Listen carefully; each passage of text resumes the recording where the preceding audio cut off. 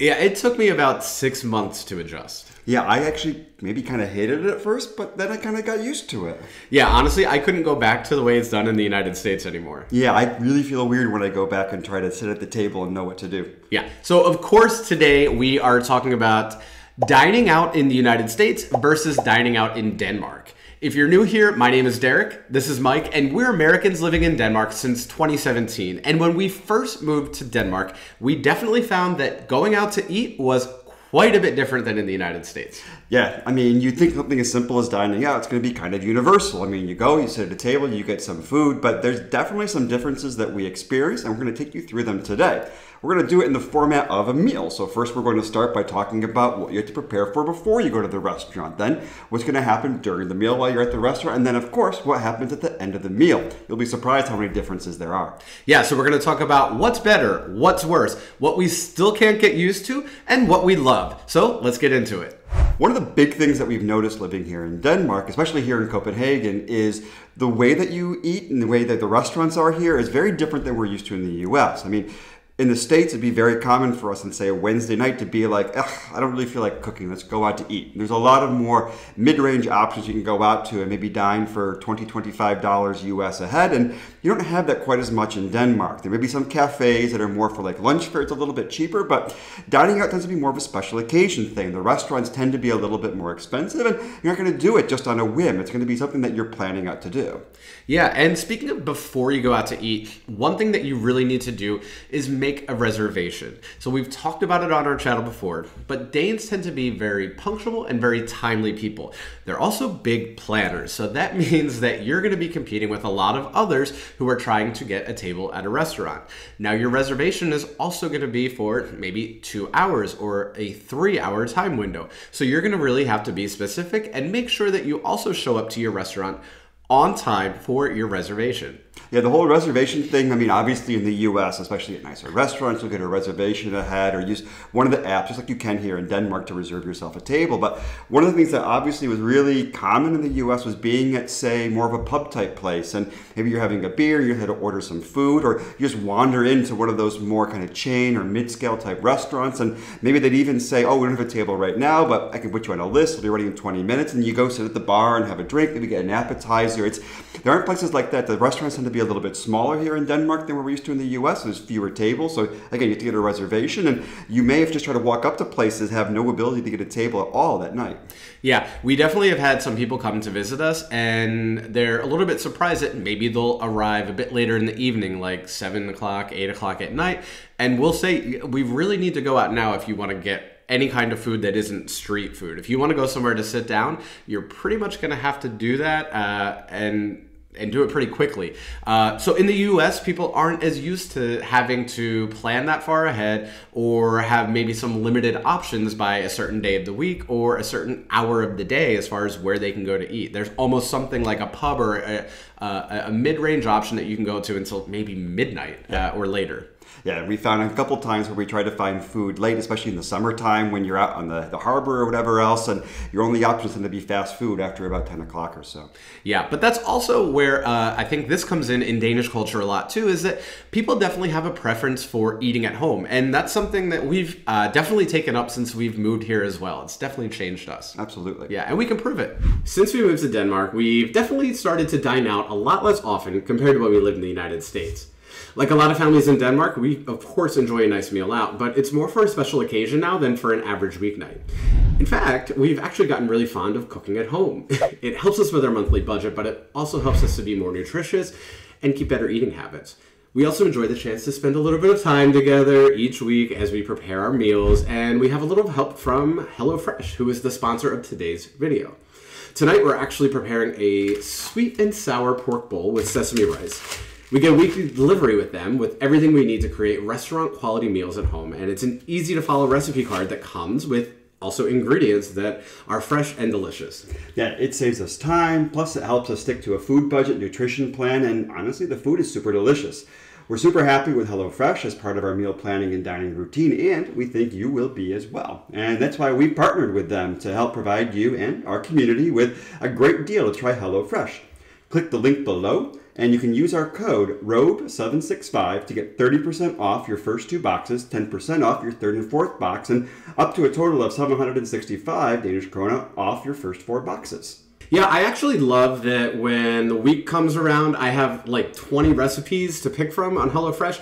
I log into my account and I can see everything from how many calories are in there, if it's climate friendly or not, how long it's going to take, if it's a difficult or an easy recipe to make, and kind of decide each week what we want to customize. Yeah, and for me, I like the fact that you get to try different meals. I mean, normally if it's just a weeknight, we might make some spaghetti or some pasta, but this is a chance to try different dishes, and it's inspired us to do some cooking on our own. So we really like HelloFresh, and think you will also. Yeah, so give it a try. Make sure you check out the link in the description, and enjoy HelloFresh. Okay, so you make your reservation and you go out to eat in Denmark. You're gonna get a menu when you walk in, just like in the United States, but often you will see that it's very common to have a fixed price menu. So that may be a 3-course or 5-course tasting menu, and sometimes there's also a wine pairing, and that's something that we quite like and have gotten used to. That exists in the US as well, but it's definitely, I think, more common, I find, in restaurants in Denmark, even though there's still a la carte options. Yeah, and the menus in Denmark tend to be smaller than we see in the U.S. I mean, some places like like what is it, the Cheesecake Factory has the famously 100-page menu, every single thing. But even like diners or some smaller restaurants in the U.S. will have a huge menu of options that you can have. And in Denmark, that tends to not be as much the case. I mean, you're going to have a smaller list of maybe 5 or 6 starters that you can have. The mains maybe no more than 6 or 8 at the most. Usually a lot less than that. So even if you don't have the fixed menu on there, you're not going to have that many options that are out there for yourself as well. But that's something that we had to get used to, where generally you're going to be going with whatever the chef or the restaurant recommends. It's going to be a theme towards that as well. And it's going to probably chase some of the seasons, especially some of the nicer restaurants tend to have very seasonal meals where they're going to try to use things that are in season or fresh or kind of typical. So you're going to have maybe more hearty, more gravy type meals in the wintertime, maybe something a little bit lighter and fresher in the summertime instead. Yeah, and another thing too, with that menu and with what the chef recommends, I find that in Denmark it's not as easy, and maybe you also shouldn't shouldn't do it, but to try to customize your meal. I think a lot of Americans are used to going out to eat and being able to say, oh, I'd like this salad, but instead of goat cheese, can you make it with Parmesan cheese? And that's just not something you would do in Denmark. It's probably considered a little bit poor etiquette, but generally the menu is the menu. So you gotta order what's on it and maybe eat around the things that you don't like or push some things off to the side. But generally, it's not the ability to customize things as much as we're maybe used to doing in the United States. No, I hate peas, and that means that I have to be able to pull them out myself in that way. I haven't had peas in 8 years. Well, that's okay. I don't like peas at all, and neither should you. Yeah. Another thing that you'll notice is the portion sizes are different. In the U.S., it's kind of an expectation that you may not finish your entire meal, whereas in Denmark, the portions, that's just much of Europe, are going to be much smaller in there. Not necessarily you're going to leave hungry, but you're not going to leave completely stuffed as you do often in a lot of the restaurants in the U.S.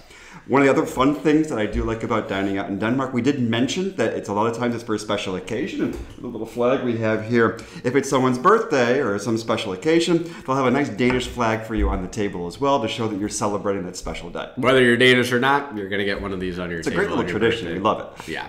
But on that note too, it's often that whether it's your birthday and you're celebrating something or not, you're going to have a different pace to the meal. I think in the U.S., especially because of the way that the system is set up, you're going to be a bit rushed through your meal, or you may feel that way. Now, I have to say, when we first moved here, at first I kind of felt like, wow, this is dragging on, this is taking so long, where is the server, where is this? And then eventually I realized, relax, breathe. You're letting go, and this can be a nice, relaxing, laid-back experience. And I definitely find that a lot more dining out in Denmark. Yeah, definitely. Again, this being more of a reservation culture, being more fixed, when you make the reservation, when you sit down, they may tell you you're going to have the table for 2 hours or 3 hours, and they're not going to push you outside of that window. Whereas in the U.S., they definitely want to try to flip over tables, and so they may rush you a bit through the meal and try to get you off so that that server can get one more seating at that table, since they're working for tips rather than an hourly wage. So each table they work is going to be more money in their pocket.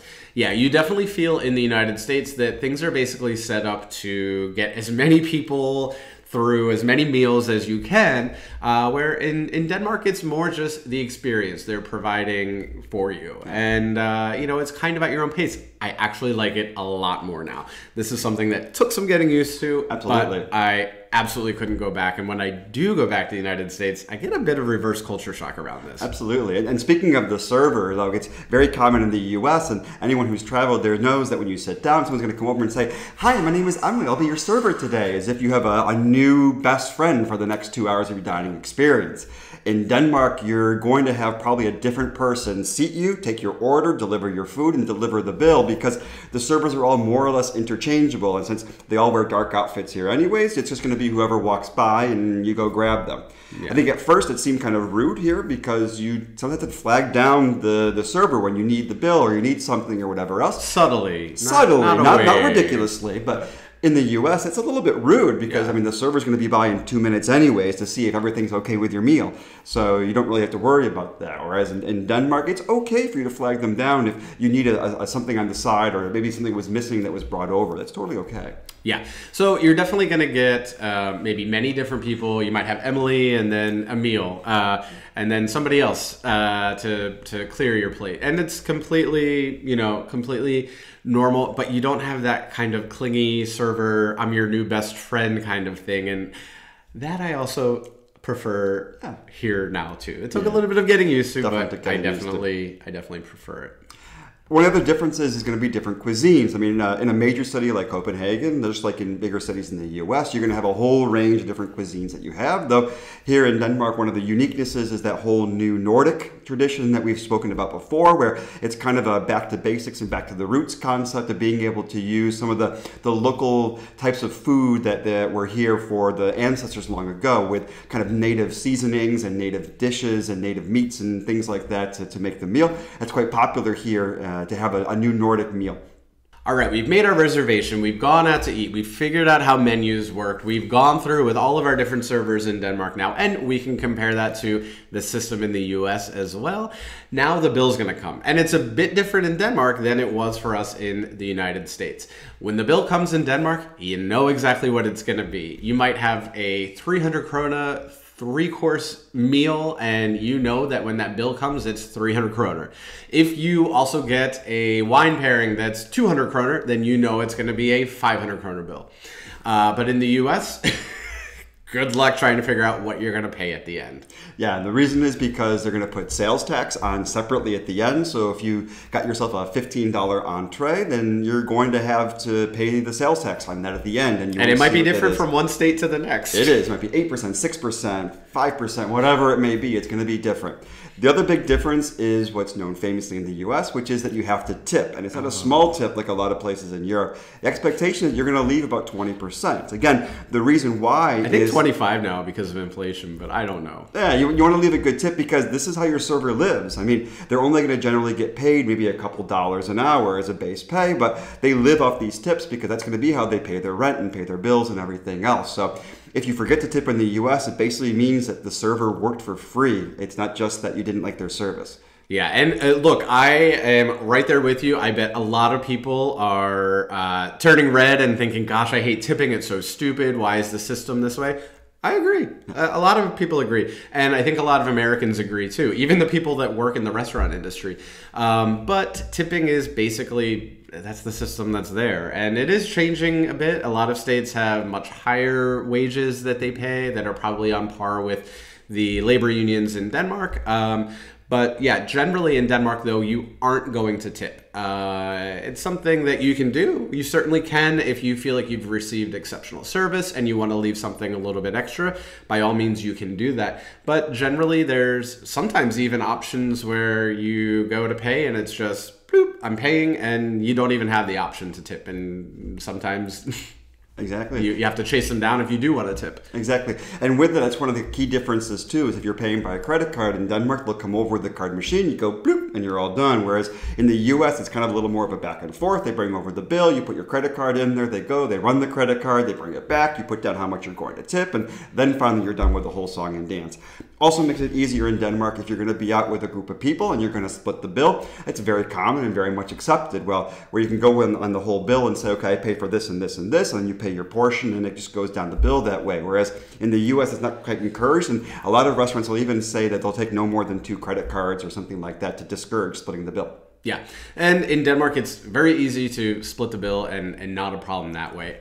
It's also not a problem if you decide that after or before you pay the bill that you want to just kind of linger at the table. We already mentioned that the pace is generally a bit slower, a bit more relaxed, and you don't feel rushed out of a meal in Denmark.